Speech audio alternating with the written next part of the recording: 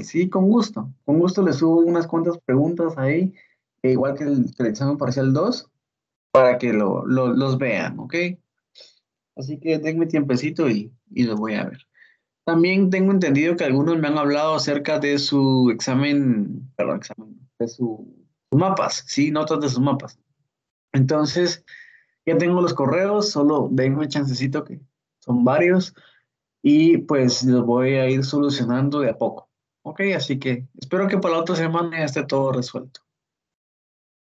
Bueno, estamos con eso y les quería preguntar, ¿alguien se recuerda dónde nos quedamos la semana pasada, el martes? ¿Terminamos? ¿Qué no terminamos? Que se me confunde un poco.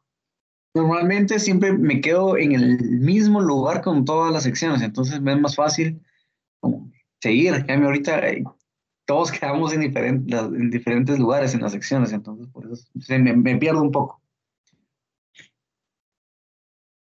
Guido, yo creo que nos quedamos en las tiazolidinadoidianas, esa. Dianas. Haga esas. Buenísimo. Sí, Ok, aquí nos quedamos. hablamos con ustedes de las eicosanoides. No, No, Guido, No, solo lo de la activación de la PEPCK. buenísimo. Quiere decir que nos quedó, déjenme buscar. Sí, ahí estamos.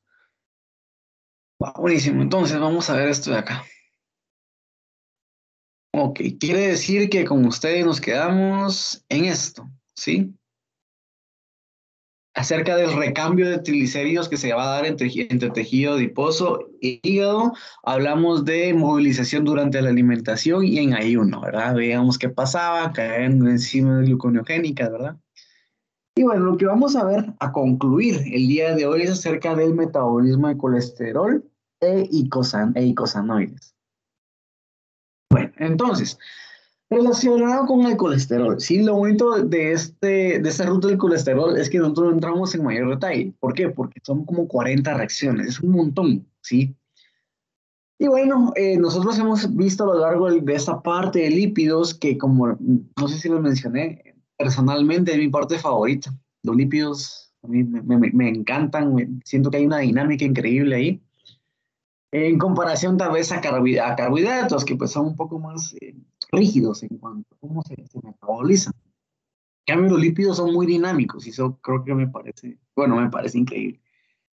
Como nos hemos estado viendo, el colesterol, sí, no es que el colesterol sea malo. El colesterol al final de cuentas resulta ser un lípido transportado que si está en exceso, sí llega a ser malo. Recordemos el LDL, que pues este transportaba mayor cantidad de colesterol y pues este tendía a retenerse en diferentes tejidos. ¿Sí? Bueno, esa fue la dinámica que vimos. Ahorita vamos a ver la estructura del colesterol y cómo se sintetiza. Ok, eso lo vimos en bioquímica 1, ¿sí? La parte estructural. Si bien nosotros no vamos a entrar en tanto detalle acerca de la vía metabólica, quiero que entendamos procesos generales, ¿ok? Recordemos que el colesterol es una molécula de 27 carbonos, ¿sí? Que se genera a partir de acetato, acetil-CoA, ¿sí?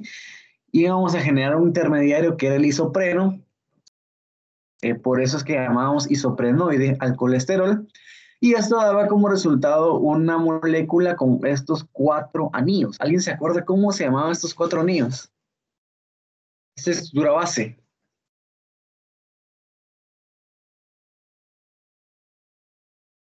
Eso era bioquímica 1.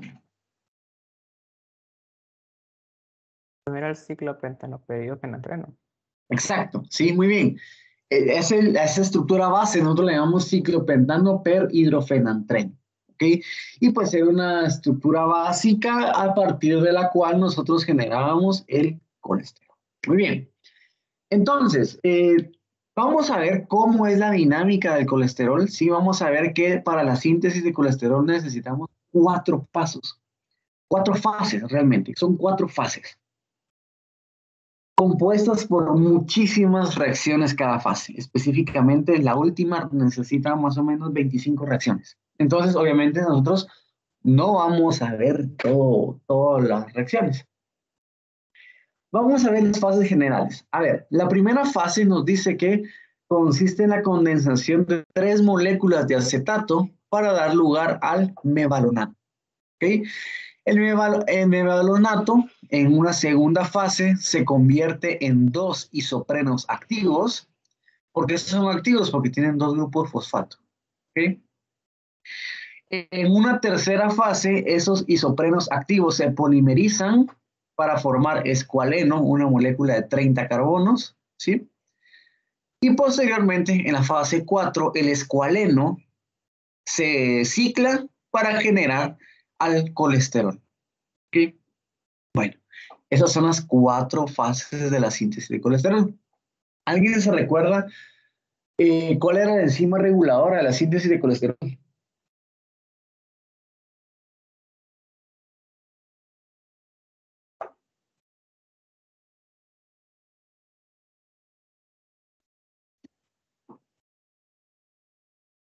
La vimos en lípidos, en lipoproteínas, perdón.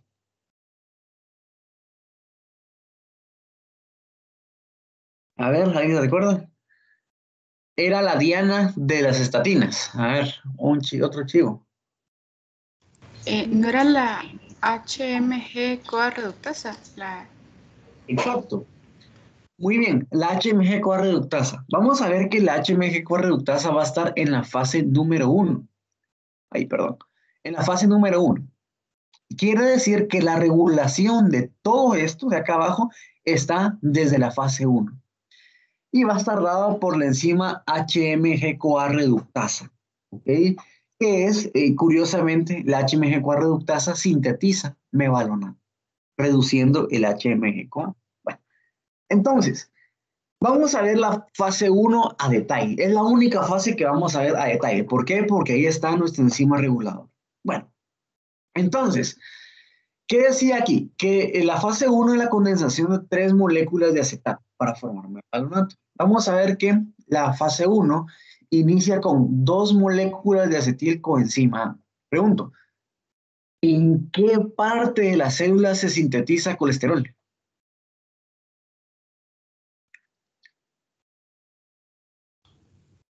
Citoplasma. Ahí inicia el proceso, ¿sí? Vamos a ver que el acetil-CoA que viene en mitocondria pasa a citoplasma. ¿Alguien se recuerda cómo? ¿Cómo pasaba el acetil-CoA desde mitocondria a citoplasma? Era por las lanzaderas, ¿no? La lanzadera de... Creatinina. No. Otra lanzadera. Carnitina. No, eso es para utilizar ácidos grasos. Otra.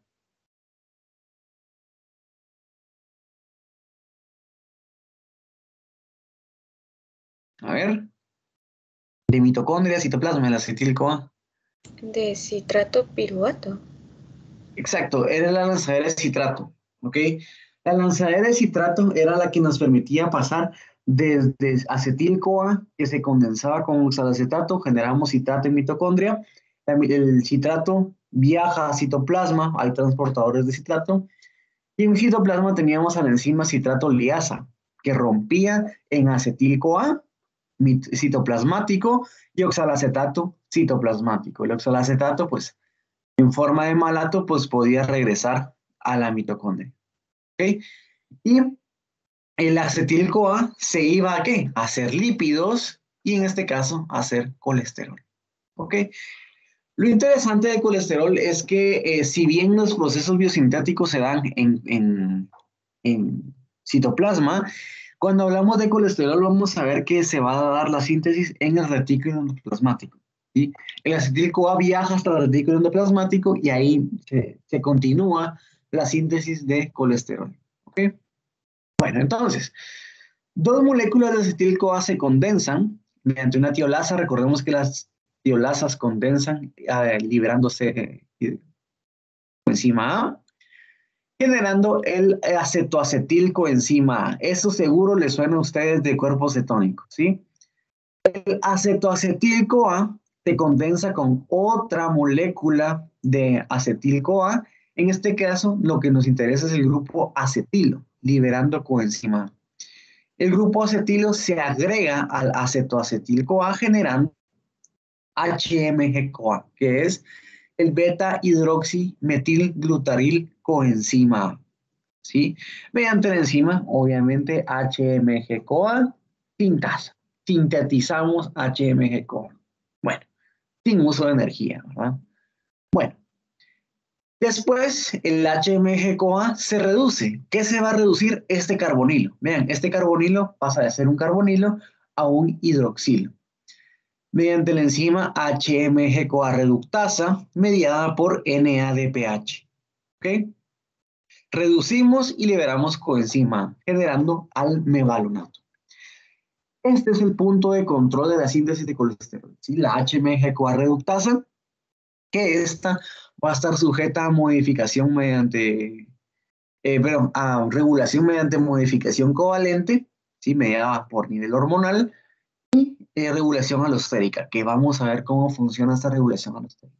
Bueno, en este punto tenemos el control de la HMG-CoA reductasa. Una vez sintetizado el mevalonato, pues continúa todo el proceso de síntesis hasta llegar a colesterol, ¿sí? Se da la fase número 2, que es la conversión de mevalonato a dos isoprenos activos.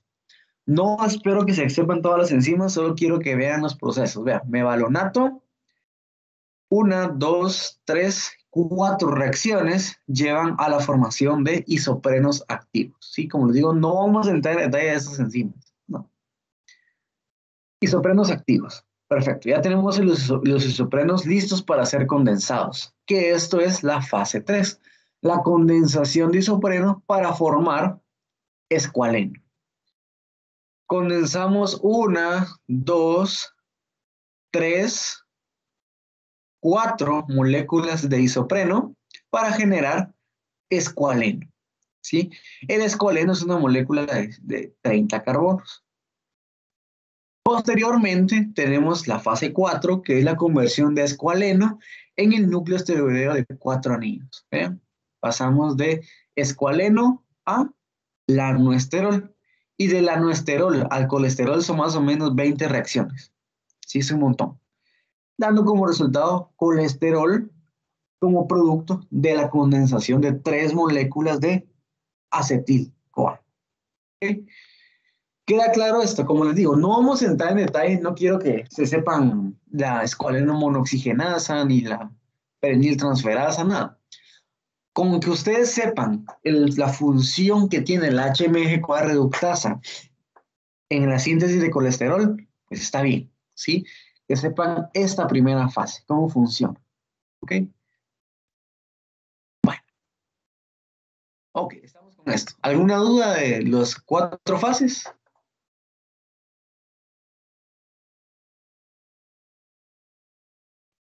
No veo todo claro. Ok.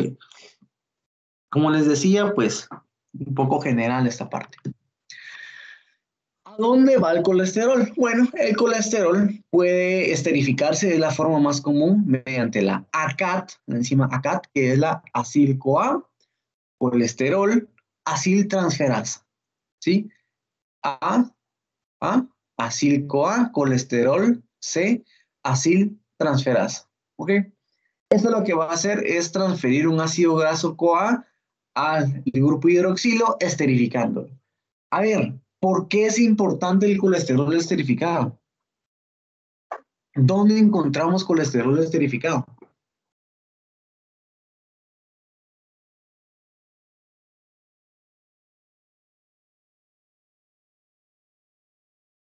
En la membrana de las células.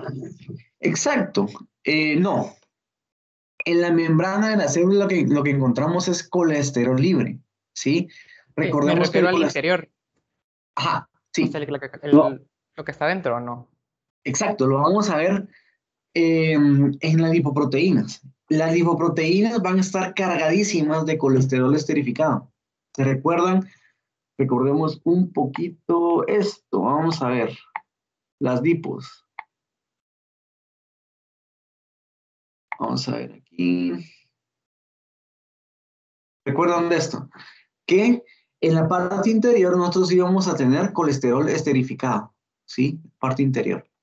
Y lo curioso que nosotros hablábamos de colesterol esterificado y las proporciones de colesterol esterificado, y esto nos iba a decir qué transportaba principalmente esta lipoproteína. Por ejemplo, decíamos que la LDL, recordaron que era la que más colesterol tenía. ¿Por qué? Porque la proporción de colesterol esterificado era mayor, ¿sí? Recordemos que al final este colesterol esterificado es el que se retiene en tejido extrahepático, es el que se puede oxidar y retener en macrófago de la pared arterial, ¿sí? La que pues va a causar todos los eventos relacionados al colesterol. ¿Ok? El colesterol tal cual, el colesterol libre, free cholesterol, si se dan cuenta, pues es constante, ¿sí? Es muy parecido en las lipoproteínas. Es decir, va de un 1 a un 10% en toda la lipos. Entonces, ¿por qué? Porque está en membrana únicamente. ¿Ok? Solo es un pequeño recordatorio de esto. El colesterol también puede irse a hacer hormonas esteroideas, ácidos biliares, ¿sí? Pero pues esto lo vamos a ver, no vamos a entrar en mayor detalle de eso. Solo entender que pues existen estas rutas metabólicas y sepan que son derivados del colesterol. Ahora sí, a lo que quería llegar. A esto de acá, ¿sí? A la regulación. La regulación está dada por la HMG-CoA reductasa, ¿sí?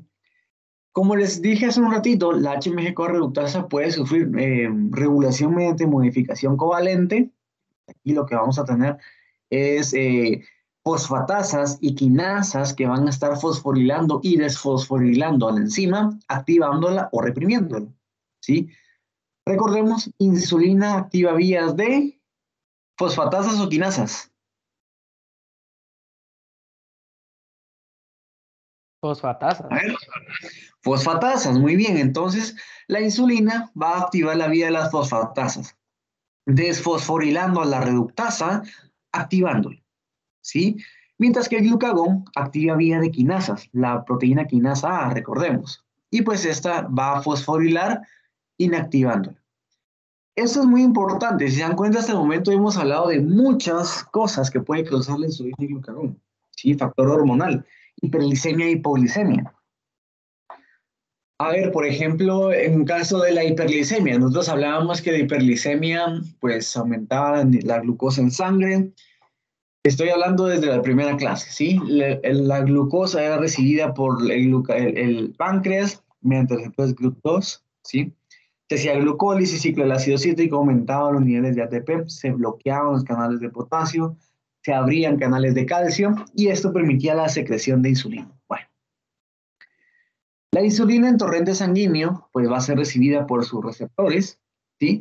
Y los receptores, recordemos que promovían la secreción de receptores GLUT4 para la glucosa, interiorizando el glucosa. La insulina, recordemos también, esas son cosas, les hablo de integración, ¿ok? De cosas que hemos visto. La insulina, ¿se acuerdan que desfosforilaba la glucógeno sintasa? ¿Sí? Haciendo que ésta esté activa, sintetizando el glucógeno. ¿Ok? Desfosforilábamos a la enzima disfuncional, ¿sí? ¿Se acuerdan que cuando estaba desfosforilada tenía una función PFK2 y por lo tanto se activaba la enzima PFK1 de glucólisis? Perfecto, glucólisis. Complejo piruvato deshidrogenasa se activaba por insulina. Bueno, activamos complejo piruvato deshidrogenasa, acetil-CoA como producto. ¿Ok? Si hay demanda energética, ciclo del ácido cítrico. Si no hay demanda energética, acumulamos acetil-CoA. ¿Ok? A su vez de insulina, ya ubicados un poco en lípidos en lo que estuvimos viendo, se acuerdan que activaba a la acetil-CoA carboxilasa, la ACC. Y esto permitía que el acetil-CoA pasara a malonil-CoA y el malonil-CoA inhibía la beta-oxidación. A su vez, el malonil-CoA iba a ser utilizado para sintetizar ácidos grasos. Cuando estos son en grandes cantidades, se hacían triglicéridos. ¿Ok? Perfecto. Insulina. Y también aquí vemos que la insulina promueve la síntesis de colesterol. Este colesterol pues promueve su esterificación y transporte en lipoproteínas. ¿ok? Aumentando la concentración de colesterol en las lipoproteínas, haciendo que la LDL sea más acarreadora de colesterol, más aterogénica, haciendo que aumente el riesgo de enfermedades cardiovasculares. ¿Se dan cuenta cómo hicimos una cadenita desde la ingesta de carbohidratos hasta este punto, con el aumento de la concentración de LDL? ¿Sí? Eso es algo que espero que ustedes logren hacer, ¿sí? Es algo que es con la parte que al final del curso logremos conceptualizar y poder llevar la secuencia lógica detrás de todo esto. ¿Ok?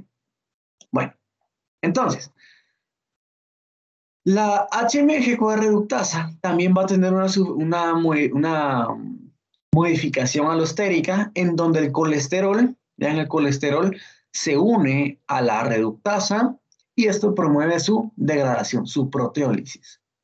Es decir, cuando hay mucha concentración de colesterol intracelular, la reductasa se inhibe. ¿Ok? Bueno. Y esto me lleva a esta segunda parte, que es algo bastante interesante relacionado con la regulación, que es un poco más molecular, ¿sí? Entonces, dijimos que el colesterol iba a ser sintetizado ¿en dónde? En retículo endoplasmático. Lo interesante del retículo endoplasmático es que en el lumen del retículo endoplasmático tenemos a una proteína bien interesante que es la SREBP, proteína de unión a elemento regulador de esteroles, ¿sí? En inglés, Sterol Regulatory Element Binding Protein, ¿sí? Esta de acá. Bueno, esta proteína va a tener un dominio regulador y un dominio catalítico. El BHLH es un factor de transcripción, promueve la transcripción de genes. Eso es lo que hace. Junto con la SRBP tenemos a la proteína SCAP. Así que esta proteína SCAP es una proteína de escisión del SRBP, corta a la SRBP. Cuando la concentración de colesterol es alta, ¿sí? A nivel intracelular, esto permanece unido, ¿sí? Es decir, no hay ruptura, está unido, no pasa nada. Cuando la concentración de colesterol va disminuyendo, ¿sí? Cuando esto va disminuyendo, se activa la ruptura de la SRBP, ¿sí? Mediante una serina proteasa. ¿Y qué pasa? Vean, la parte reguladora se rompe del factor de transcripción, haciendo que el factor de transcripción esté libre. Este de acá, pues viaja al núcleo y en el núcleo, pues activa la transcripción de genes. ¿Qué genes? Pues los genes que codifican para el receptor de LDL y para la enzima HMG-CoA reductasa. ¿Ok? Entonces, ¿qué quiere decir esto? Que en bajas concentraciones de colesterol se activa la recepción de colesterol LDL de circulación y a su vez la síntesis endógena de colesterol. ¿Por qué? Porque hay poco. Recordemos que el colesterol intracelularmente es súper importante porque podemos generar hormonas esteroideas a partir de esto. ¿Ok? Entonces, ¿qué ocurre? En una dieta baja en colesterol, ¿sí? Una dieta baja en colesterol, que es una dieta ideal, dijimos que cuando hay poco colesterol intracelular, ¿sí? Pues se va a dar la ruptura del SRBP, ¿ok? Haciendo que se sintetice receptor de LDL y reductasa. Bueno, como hay poco colesterol intracelular, SRBP se rompe generando al receptor de LDL, ¿sí? Promoviendo la disminución o la captación de LDL en circulación y a su vez se activa la reductasa, sintetizando colesterol intracelular. Además de eso, el colesterol pues, que viene de la LDL se va a estar almacenando en forma intracelular, haciendo que disminuya la concentración de LDL en circulación. Si disminuye la concentración de LDL en circulación, pues es algo muy bueno. ¿Por qué? Porque al final de cuentas vamos a reducir la probabilidad de algún evento cardiovascular. ¿Okay? ¿Qué pasa en una dieta alta en colesterol? ¿Sí? Bueno, en una dieta alta en colesterol vamos a ver ¿qué dijimos? Mucho colesterol, inhibimos la ruptura. Hacemos que ese RBP esté siempre unido.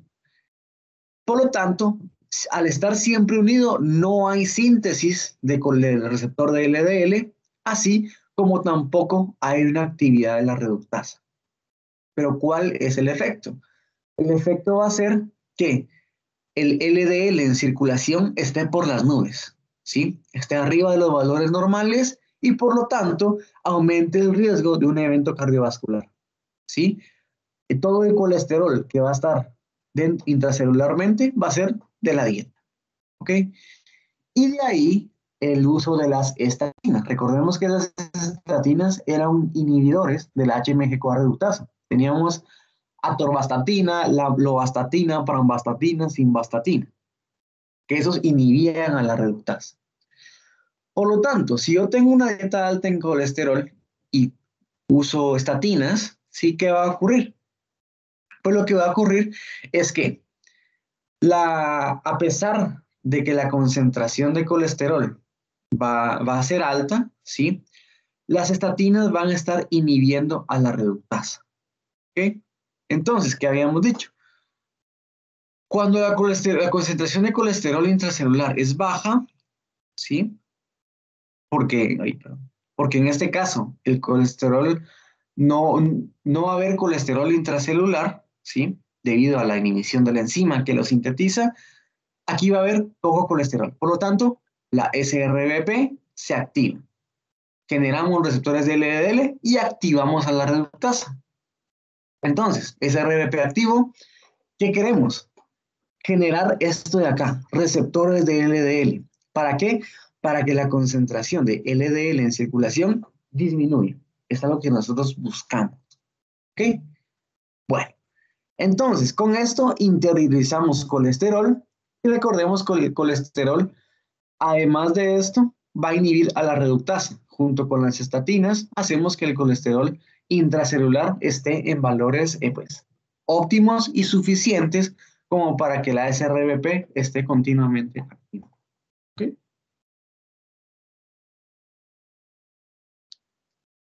¿Queda claro esto? Guido, yo tengo una duda. Es que creo que me perdí un poquito. Bueno, la estatina sí entiendo que inhibe a la HMG-CoA reductasa, pero, o sea, la inhibe para que no se haga más colesterol intracelular, pero a la misma vez la estimula para que haya receptores de LDL o como. Exacto. Es como, bueno, no podemos tener receptores de LDL sin activar la HMG-CoA reductasa. Es imposible. Entonces, ¿qué hacemos?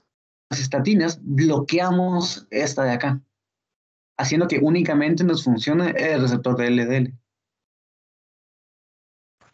Perfecto. O sea que a la larga sí se produce el receptor de LDL y la reductasa, pero el objetivo es de que se bloquee la HMO-CoA reductasa y dejemos libres los receptores de LDL. O sea, es como bajar el concepto.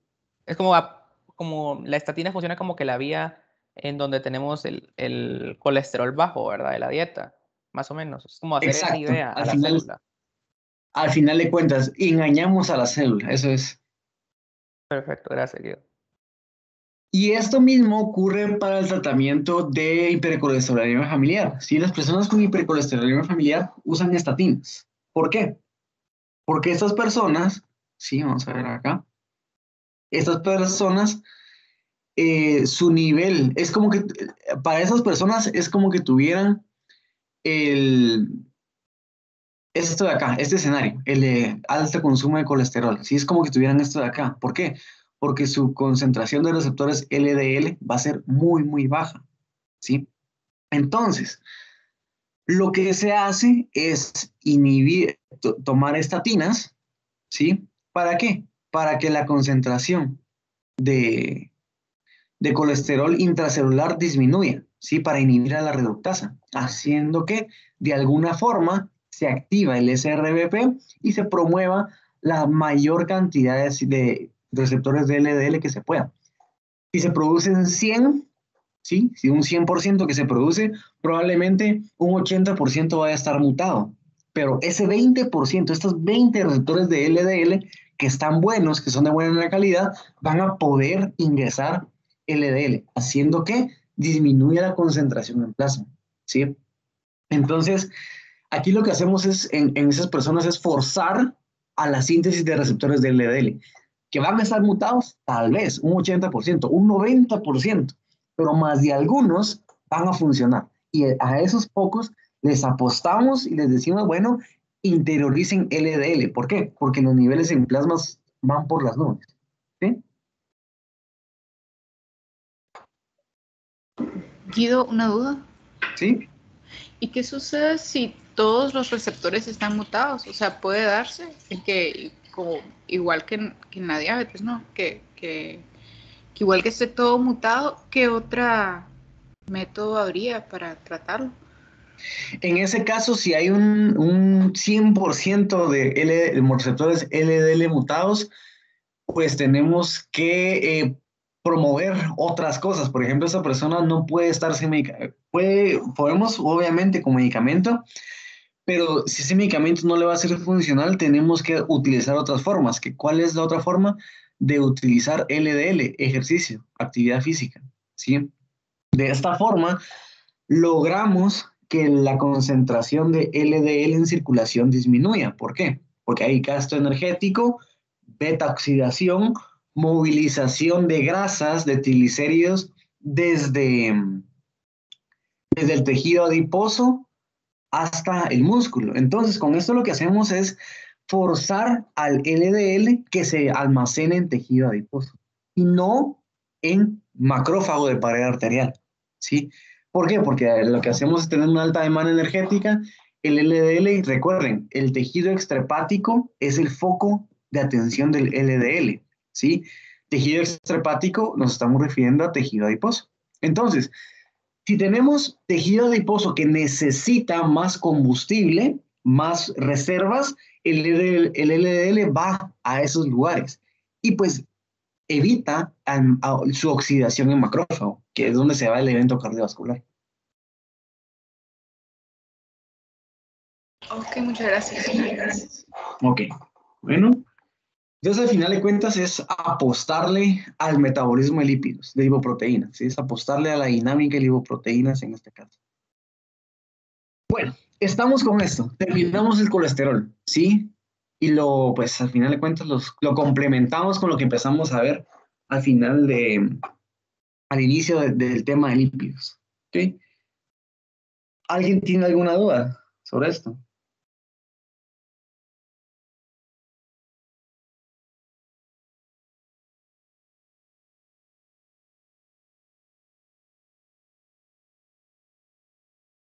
¿No? Bueno, perfecto. Espero que haya quedado súper claro. Y pues, como tenemos tiempecito, vamos a hablar un poco sobre la parte de eicosanoides. No lo mencioné y no le di mucha énfasis al inicio porque esto ya lo vimos en Bioquímica 1, ¿sí? Lo mismo que vimos en Bioquímica 1, no vamos a ver pues nada extra. Ese es un recordatorio, básicamente. A ver, alguien que me mencione la importancia de los eicosanoides de Bioquímica 1.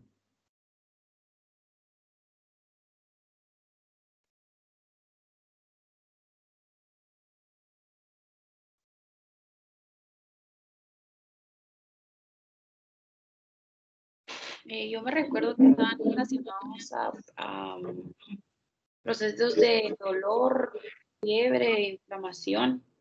Sí, justamente eso. Incluso creo que vamos a ver las mismas imágenes que en Bioquímica 1. Sí, solo es para complementar el tema y pues para resolver las dudas que ustedes tengan.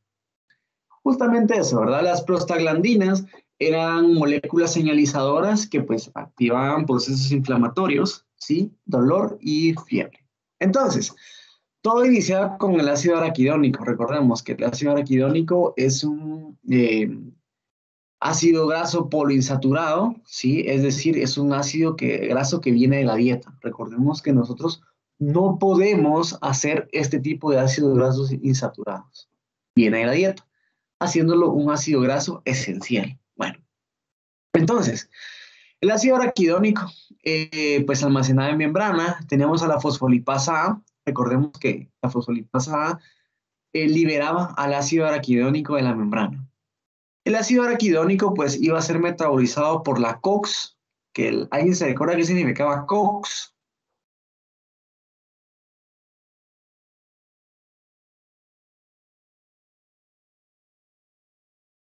Y yo solo me recuerdo que había COX-1 y COX-2, que digamos que cuando hay dolor, esas como que se van a activar y a partir con la acetaminofeno, con la ibuprofeno, esas se inhiben. Perfecto, ¿sí? Tenemos dos isoformas de la COX, la ciclooxigenasa, ¿ok? La ciclooxigenasa lo que va a hacer es transformar el ácido araquidónico en PGH2, que es una prostaglandina inmadura, ¿sí? Que a partir de acá se pueden hacer tromboxanos o otras prostaglandinas. Y de ahí teníamos a los AINE, a los antiinflamatorios no esteroideos. Teníamos aspirina, ibuprofen, acetaminofén, naproxeno. ¿Alguien ha escuchado naproxeno? Es un antiinflamatorio muy fuerte también. Que esto lo que causan es hacer una inhibición de la ciclooxigenasa, de la COX. ¿Ok? Bueno, entonces, como bien mencionaron, tenemos COX-1 y COX-2. ¿Ok? En procesos fisiológicos normales, la COX-1 va a tener ciertas funciones, por ejemplo, proteger de la resistencia periférica, protección estomacal, función renal y broncodilatación. Esas son las funciones fisiológicas de la COX-1. La COX-2 se activa en procesos inflamatorios y con el proceso inflamatorio vamos a ver que los procesos inflamatorios pueden ser de dos tipos. Uno mediado por, eh, por células, que vamos a ver que es mediada por macrófagos, por neutrófilos, y la otra forma de tener señalización inflamatoria es mediante citoquinas. ¿Ok? Pero que esas también son en respuesta celular. ¿Ok? Entonces, en procesos inflamatorios, la COX-2 pues, promueve prostaglandinas y esas prostaglandinas promueven vasodilatación, reclutamiento de mediadores para combatir esto que está causando la infección y proteasas que lo que van a hacer es degradar al antígeno, es decir, al agente extraño que está dentro del cuerpo, ya sea una bacteria, ya sea un virus, ya sea lo que sea, ¿ok? Una toxina. Ok, entonces pues aquí teníamos el efecto de los AINES, ¿sí? Que estos van a inhibir COX-1 y COX-2 o solo COX-2, ya vamos a ver. Por otro lado, los glucocorticoides, que eran los derivados del colesterol, pues iban a inhibir a la fosfolipasa. Y ahí teníamos los AINE, ¿sí? Aspirina, ibuprofeno, acetaminofén, naproxeno. Son los más comunes. El acetaminofén, la aspirina, el ácido acetilsalicílico, recordemos que generaba una inhibición irreversible en la COX-1, haciendo imposible la síntesis de prostaglandinas. ¿Ok? Bueno, ahora a lo que quería era, a este cuadrito, ¿sí? Vean, la inflamación mediada por células, por macrófagos, recordemos que los macrófagos son la respuesta inmune innata, es aquella que se da en minutos, en segundos, ¿sí? Activa la vía de COX-2, ¿ok? Y aquí tenemos la liberación de citoquinas, interleucinas, vasodilatación y dolor, ¿sí? Y aquí tenemos a los inhibidores de la COX-2 que son llamados antiinflamatorios analgésicos, ¿sí? ¿Quiénes actúan aquí? Aspirina, ibuprofen y naproxeno son inhibidores selectivos de COX-2, ¿sí? Esos inhiben selectivamente la COX-2, haciendo que, pues, tengamos este efecto antiinflamatorio. ¿Ok? Bueno. ¿Qué pasa si la activación se da por citoquinas? Las citoquinas se van a ver liberadas cuando hay procesos infecciosos, es decir, alguna infección bacteriana, alguna infección viral, hay liberación de citoquinas. Entonces, con la liberación de citoquinas se activa COX-1 y COX-2. ¿Sí? ¿Qué causa esto? La citoquina, la forma en la cual el cuerpo combate a las infecciones es liberación de citoquinas. Y en respuesta a esto hay un aumento de la temperatura corporal. Hay fiebre, ¿sí? Entonces, la liberación de citoquinas la vamos a ver con fiebre. ¿sí? Y pues obviamente señalización de dolor. Entonces, ¿qué necesitamos? Pues necesitamos inhibidores tanto de COX-1 como de COX-2. Y aquí tenemos a los antipiréticos. ¿Quién es un excelente antipirético? El acetaminofén. ¿Sí? El acetaminofén inhibe de mejor forma a COX-1 y COX-2, haciendo que tenga un efecto antipirético. Más grande en comparación a aspirina, ibuprofeno o naproxeno. ¿Okay? Entonces, pues estos van a ser los famosos antipiréticos. ¿Ok? Y así es como se da este uso de antiinflamatorios para el tratamiento de dolor, fiebre, ¿sí? E inflamación en general. ¿Ok? En el Guido, una caso, pregunta. ¿sí? Ay, perdón. Pero entonces el acetaminofén, que funciona mejor como antipirético, también es el que tiene el peor efecto a nivel gástrico, ¿no? Exacto. ¿Por qué? Porque al final de cuentas inhibimos COX-1, que va a funcionar de protección estomacal, haciendo que, por eso es que les dicen no tomar acetaminofén si no han comido o comer después, antes del tratamiento. ¿Por qué? Porque al final de cuentas lo que estamos haciendo es inhibiendo la bomba de protones. Por lo tanto, hay promoviendo la activación de bomba de protones, lo siento, al revés, haciendo que haya más liberación de ácidos gástricos y poca concentración de mucosa, haciendo que tenga, pues, uno de los efectos secundarios a largo plazo es gastritis, ¿sí? Ok, gracias. Ok, bueno. Entonces, con eso terminamos la parte de los eicosanoides. Se dan cuenta bien poquito y son cosas que ya hemos hablado anteriormente. Ok, entonces, pues con esto ya estaríamos con los temas del tercer examen parcial. No sé si alguien tiene alguna duda. Guido, yo tengo una duda, tal vez no es precisamente relacionado con pues esto, pero yo he visto muchas veces que en los suplementos deportivos como pues todo lo que tiene que ver relacionado como, digámoslo así, en quemadores de grasa, en pastillas que supuestamente ayudan a mejorar como que la resistencia durante el ejercicio y así. Ujú. Incluyen el ácido araquidónico, pero ¿por qué es que lo incluyen, Guido? El ácido araquidónico. Sí, o sea, yo Uy, lo vi en bueno, precisamente lo vi en unos suplementos que estaban vendiendo que en un gimnasio, que eran supuestamente como, digámoslo así, ¿verdad? Entre comillas, lo vendían como quemadores de grasa, pero no entiendo por qué. O tal vez bueno, porque es un poliinsaturado, pero no sé. en este caso, la razón que se me ocurre ahorita, nunca la había visto en suplementos, es que el ácido araquidónico es un ácido graso esencial. ¿Sí? Es un ácido graso esencial. Y al final de cuentas, si nosotros tenemos mucho de este ácido graso esencial, lo vamos a estar acumulando, ¿verdad? Entonces, al final de cuentas, si hay ácido araquidónico, tenemos mayor disponibilidad para hacer estas moléculas proinflamatorias, las prostaglandinas. Recordemos, el ejercicio, bueno, esos suplementos los venden cuando ustedes hacen una actividad física de forma pues, controlada, ¿verdad? Así, muchísimo.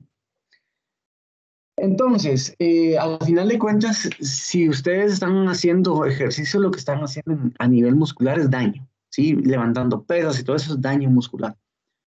Entonces se me hace, estoy pensando, sí, a grandes rasgos, ¿qué puede pasar? Vamos a ver. Si hay daño muscular, hay un proceso inflamatorio, obviamente, ¿sí? Este proceso inflamatorio va a estar mediado por ácido araquidónico, obviamente, por esta vía de síntesis de eicosanoides. Si hay un proceso inflamatorio, ¿sí? La respuesta natural es reclutar más células para combatir este proceso inflamatorio. Entonces, junto con este reclutamiento celular, se genera un estado de estrés, ¿sí? Un estrés metabólico. Y parte de la idea del ejercicio, de la parte de la idea Y todo eso es generar estrés metabólico. Entonces se está generando más estrés metabólico, lo cual lleva a un estado hipercatabólico. Ese estado hipercatabólico hace que se dé una degradación de lo que más energía da al cuerpo.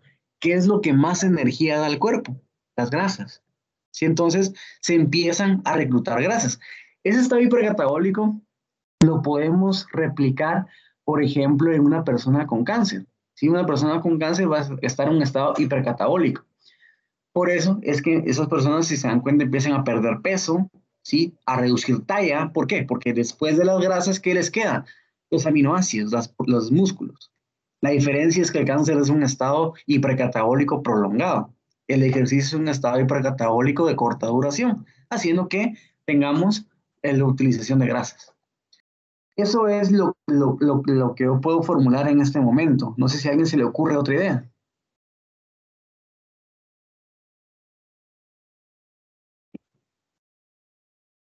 Yo creo que de hecho sí tiene bastante sentido y bastante lógica porque, o sea, empiezan a fomentar ese estado hipercatabólico y a la larga, porque incluso yo he escuchado que hay gente que dice que no, es que mira, yo las tomo porque me ayuda a quemar grasa, bajar peso y todo, e incluso hasta me siento con más energía para ir a hacer ejercicio y que no sé qué. Entonces, o sea, siento que tiene bastante sentido. Sí, pues iría por esa parte, ¿verdad? Igual vamos a buscar algo por ahí, por internet, a ver qué, en algún artículo científico, a ver qué nos dice sobre la suplementación con ácido araquidónico. Como les digo, nunca había escuchado eso. Así que, pues está bastante bien. Ah, vean, aquí encontré algo rapidito. Es un artículo científico de Journal of Applied Physiology, un journal de fisiología aplicada. Y al parecer, una de las cosas que concluyen en este artículo es que la suplementación con ácido araquidónico probablemente, bueno, en este caso, aumenta la respuesta anabólica. Entonces, al final de cuentas, se sabe que activa esta síntesis de músculo vía mTOR. mTOR les cuento, punto de control importante en la proliferación celular. Sí, es una vía de señalización muy importante. Entonces, si se activa mTOR, estamos activando vía crecimiento celular.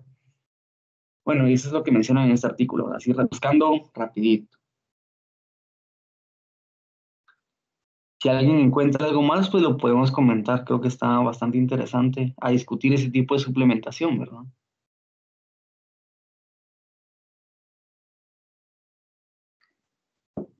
Ok,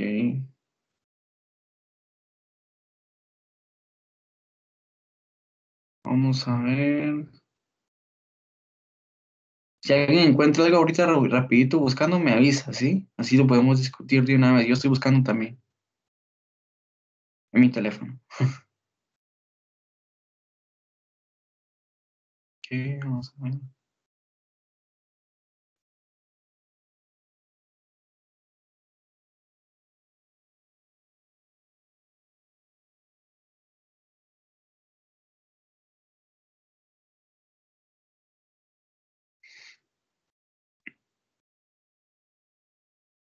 ¿Alguien encontró algo? ¿No?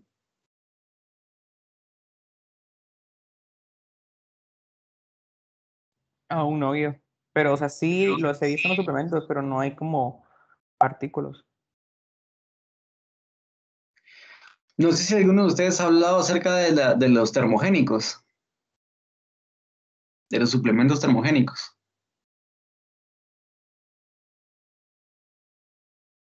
¿no?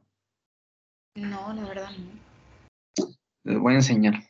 Se los digo porque cuando hacía ejercicio, recuerdo que eso estaba muy de moda. Todo el mundo consumía estas cosas, pero eso no es bueno, ¿sí? Los thermogenics. Tenemos estos de acá, ¿sí? Estos de acá, thermogenic.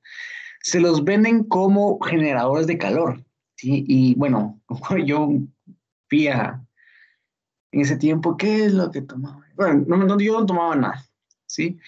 Y por curiosidad, en ese tiempo yo era estudiante, tercer año, creo. Había llevado bioquímica 2, Y me dio curiosidad entrar a estos lugares donde venden esos suplementos, ¿verdad? Y dije, bueno, voy a preguntar porque realmente yo nunca había escuchado ese término termogénico, ¿verdad? A mí no me lo enseñaron. O sí, no me acuerdo. Cosa es que pues pregunté y en su momento me dijeron, mire, esto le va a hacer sudar más. Eso fue lo que me dijeron. Me quedé con la duda, ¿verdad? Dije, bueno, ¿por qué? Buscando un poco acerca de los compuestos que llevan los termogénicos, pues me di cuenta que eran un montón. Y uno que es común en casi todos es el ácido hidroxicítrico. Hidroxi... ¿Cómo escribes esto? Hidroxi... ácido. Ahí está. El ácido hidroxicítrico está en casi todos los termogénicos, ¿sí?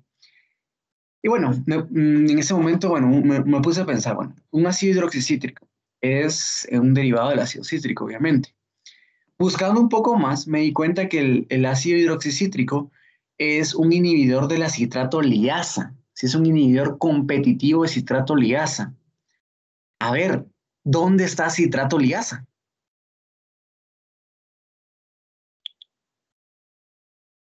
En el ciclo de Krebs. No, ahí está citrato sintasa, pero citrato liasa está en otra parte.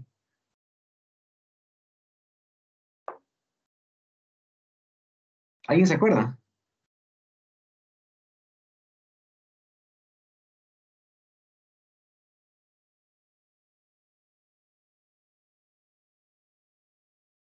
A ver, En el tejido adiposo, ¿no? En las rutas de los lípidos. no está en tejido adiposo, está en la biosíntesis de ácidos grasos, ¿sí? Citrato liasa. A ver, vean, es la ATP citrato liasa. Es la enzima. Aquí está. Ay, está chiquito. Aquí. Es citrato liasa hasta aquí. Es la enzima que permite generar acetil-CoA citoplasmático y para la biosíntesis de ácidos grasos, ¿sí? A nivel citoplasmático. Entonces, si tenemos un inhibidor de citrato liasa, lo que estamos haciendo es inhibir la disponibilidad de acetil-CoA a nivel citoplasmático para sintetizar ácidos grasos. ¿Es bueno esto? No. ¿Por qué? Porque los ácidos grasos, si bien en gran mayoría van a ser triglicéridos, los ácidos grasos son indispensables para las membranas. Recordemos que a partir del ácido fosfatídico podíamos generar lípidos de membrana. Si no generamos lípidos de membrana, no podemos tener una buena permeabilidad celular, no podemos tener una buena resistencia celular y la célula se destruye. ¿Sí? Porque es de mala calidad. Entonces tenemos problemas. De ahí el cuidado en el consumo de termogénicos. Y ojo, el término termogénicos está muy mal dicho, ¿sí? Un termogénico o termogénesis, por definición bioquímica, es el desacoplamiento de la cadena transportadora de electrones, ¿sí? Y no estamos haciendo eso, para nada, ¿sí? Entonces, hay muchos términos bioquímicos que se mal utilizan en nutrición deportiva o en suplementación deportiva, ¿sí? Que tenemos que tener cuidado y manejarlos de la mejor forma, ¿ok? ¿Queda claro esto?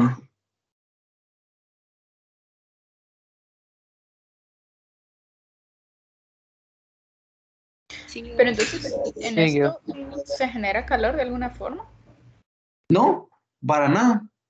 Para nada, para nada. No se genera calor en ningún tipo, porque no hay desacoplamiento de la cadena transportadora.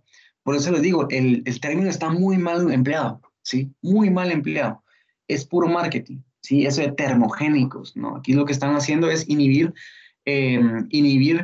la disponibilidad de acetil-CoA para la síntesis de ácidos grasos. Estamos impidiendo la síntesis de ácidos grasos. ¿Cuál es el problema? Que todo esto, ¿dónde ocurre? En hígado, ¿sí? Quiere decir que el ácido hidroxicítrico va a llegar al hígado y ahí va a tener su efecto. ¿Haciendo qué? ¿Qué pase con el citrato? El citrato se va a acumular. Si hay acumulación de citrato, hay inhibición de PFK1, hay inhibición de glucólisis en hígado, en hiperglicemia. ¿Qué va a causar esto? Si no hay glucólisis en hígado, la concentración de glucosa en sangre aumenta. ¿Sí? Entonces puede tener algunos efectos secundarios. ¿Ok? Gracias, ok. ¿Ok? Bueno, se dan cuenta cómo todo tiene sentido y todo va de la mano con aspectos bioquímicos. ¿Ok? Entonces, pues estamos con esto. Si alguien tiene alguna duda, pues la podemos resolver. Si no, pues estamos por el día de hoy. ¿Ok? Guido, ¿Sí?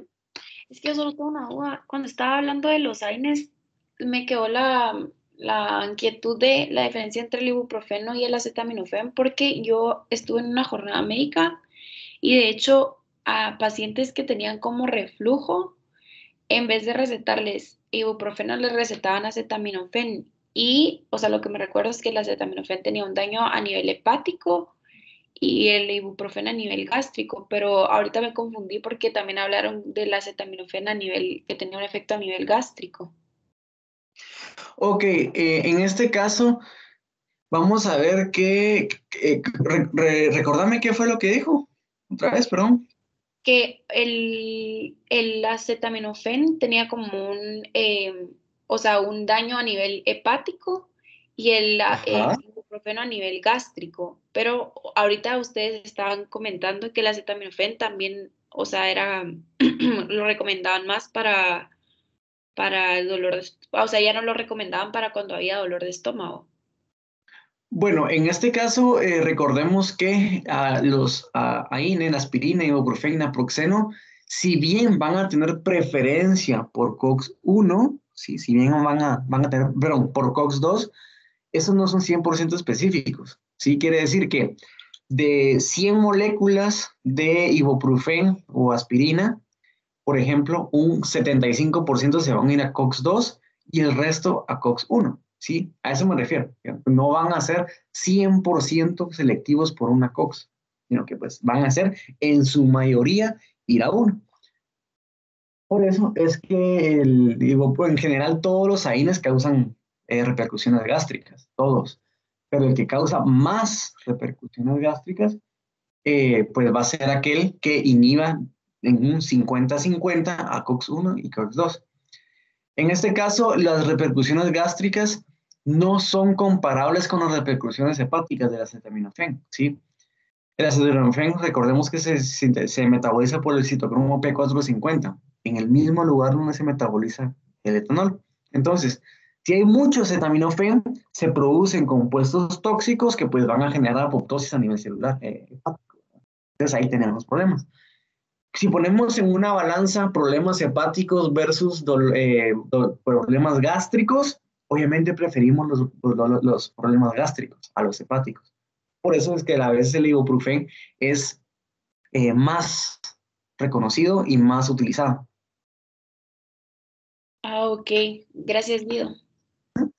Sí, como les digo, al final de cuentas es mitad-mitad. Ahora decimos, bueno, ¿preferimos que una persona tenga reflujo o preferimos que una persona tenga un daño hepático? Bueno, si bien el reflujo puede llevar a un cáncer esofágico a largo plazo, muy, muy largo plazo, el daño hepático es más fulminante, ¿sí? Entonces decimos, bueno, mejor un tratamiento a largo plazo con ibuprofeno, ¿sí? Ok, gracias, Guido. Ok, bueno. Y ese tipo de decisiones la van a tener que seguir, la van a tomar más adelante, ¿sí? Donde es cuál es lo que haga menos mal, ¿sí? Realmente así es muchas cosas, lo que haga menos mal a la persona. Bueno, estamos con esto entonces, pues estamos con los temas, espero que logren tener una buena jornada de exámenes, la última del año, ¿sí? Bueno, de parciales del año, faltan los finales. Y aprovecho para decirles que debido a que nos adelantamos con el metabolismo de colesterol, cetogénesis y cetólisis, quiere decir que nosotros estos temas la vamos a terminar una semana antes, ¿sí? Lo cual está bastante bien porque nos permite tener una semana de discusión una semana de integración y una semana de actividades que podemos hacer para repasar, ¿ok? Entonces, pues estamos el día de hoy y pues que tengan un excelente fin de semana, buenos exámenes. Nos vemos el día martes 19, que si no estoy mal, de octubre. Guido, ¿Sí? no sé si me puedo quedar al final hablando una cosa contigo, porfa. Sí, claro, un gusto. También entiendo que algunos me han estado escribiendo acerca de sus mapas, ¿ok? Denme un chancecito, ¿sí? Tengo varios mapas que ver y también algunas dudas que me mandan de parciales. Y ahorita la prioridad son los parciales, entonces voy a estar dando prioridad a esas preguntas, ¿ok? Está bien, gracias, Guido. Gracias, Diego. Gracias, tía. Bueno, adiós, adiós, Gracias. adiós, Feliz día, Guido. Ya. adiós, que la pasen bien, Gracias, Guido. Feliz día. adiós. Gracias, Guido. Feliz día. Gracias igual.